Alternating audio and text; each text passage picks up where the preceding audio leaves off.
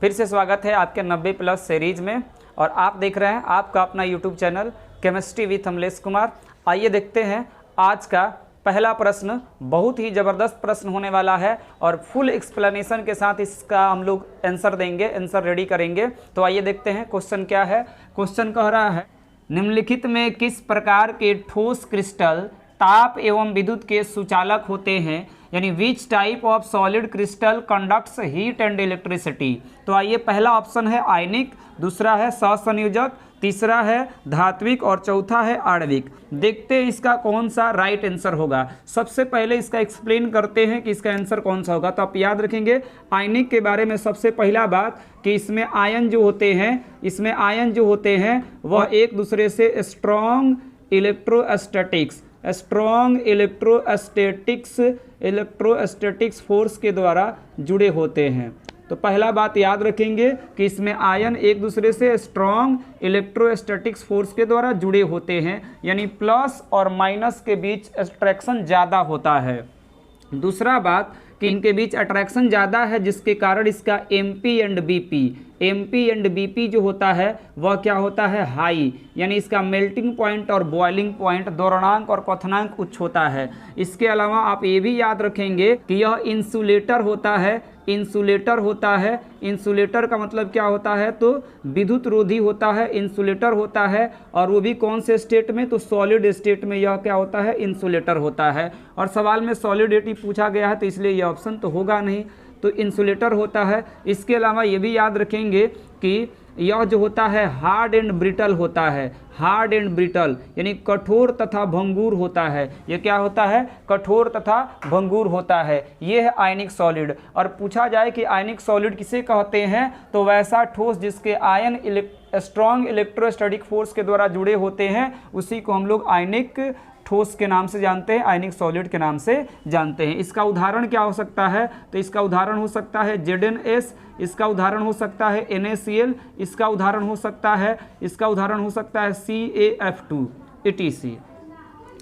अब बात करेंगे कोवैलेंट सॉलिड की। कोवैलेंट सॉलिड क्या होता है, तो कोवैलेंट सॉलिड किसे कहते हैं, तो जिसके परमाणु जो है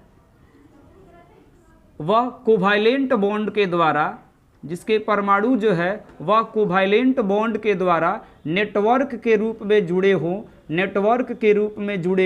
उसी को हम लोग बोलते हैं कोवैलेंट सॉलिड। याद रखेंगे कि वैसा ठोस जिसके परमाणु कोवैलेंट बॉन्ड के द्वारा नेटवर्क के रूप में जुड़े होते हैं उसी को कोवैलेंट या इसी को नेटवर्क सॉलिड भी कहा जाता है। और आप याद रखेंगे कि इसका जो है MpBp जो होता है, इसका MP जो होता है वह भी क्या होता है, फेयरली हाई होता है। इसका MP क्या होता है, फेयरली हाई होता है। इसका MP क्या होता है, फेयरली हाई होता है। इसके अलावा ये भी जो होता है बाबू, ये भी क्या होता है कि हार्ड एंड ब्रिटल होता है। ये भी कठोर तथा क्या होता है, भंगुर होता है। और याद रखेंगे कि ये भी क्या होता है, एक प्रकार का इंसुलेटर का काम करता है। किसका काम करता है, इंसुलेटर होता है ये भी। और इसके उदाहरण क्या क्या हो सकते हैं, तो इसके उदाहरण आपके हो सकते हैं diamond, graphite, ALN, quartz, QUARTZ quartz. यह जो होता है मॉलिक्यूलर सॉलिड होता है। और देखिए ये भी क्या है, इंसुलेटर का काम करता है। और याद रखिएगा हार्ड एंड ब्रिटल होता है, लेकिन इसका एगो एक्सेप्शन है, अपवाद है। वह अपवाद कौन सा है कि ग्रेफाइट जो होता है वह एक प्रकार का क्या होता है, ग्रेफाइट जो होता है वह सहसंयोजक कोवैलेंट सॉलिड होता है, परंतु यह क्या होता है, सॉफ्ट होता है। ये क्या होता है बाबू, सॉफ्ट होता है, यह आपका सॉफ्ट होता है। इसके बाद है मेटालिक सॉलिड किसे कहते हैं, तो जिसमें मेटल आयन जो होते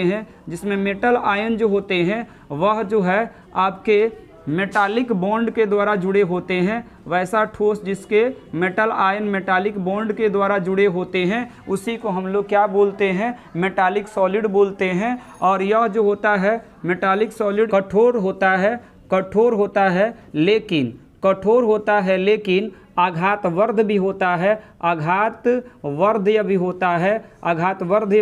है और साथ में यह तन्य भी होता है। तो याद रखिएगा कि मेटालिक सॉलिड कठोर लेकिन आघातवर्ध एवं तन्य होता है। और ध्यान रहे कि यह द्रव तथा द्रव तथा ठोस अवस्था में, द्रव तथा ठोस अवस्था में यह क्या होता है, विद्युत का कंडक्टर होता है, विद्युत का चालक होता है। द्रव तथा ठोस अवस्था में विद्युत का कंडक्टर होता है, चालक होता है।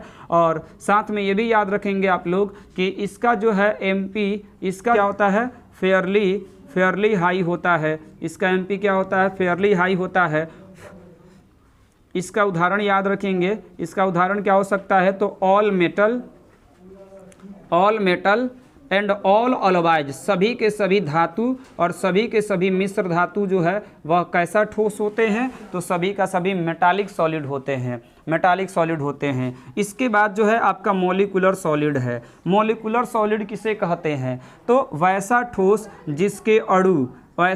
जिसके अणु कमजोर वांडरवाल फोर्स, कमजोर वांडरवाल फोर्स, जिसके अणु कमजोर वांडरवाल फोर्स के द्वारा बंधे होते हैं, जिसके अणु कमजोर वांडरवाल फोर्स के द्वारा बंधे होते हैं, उसी को मॉलिक्यूलर सॉलिड बोलते हैं। और ये भी क्या सॉफ्ट होता है, मुलायम होता है, सॉफ्ट होता है। इसके अलावा ये भी क्या होता है, तो इंसुलेटर होता है, विद्युत रोधी होता है, इंसुलेटर होता है। और इसका एमपी जो होता है वह क्या होता है, लो होता है। और इसके उदाहरण क्या हो सकते हैं, तो इसके उदाहरण हो सकते हैं आपका I2,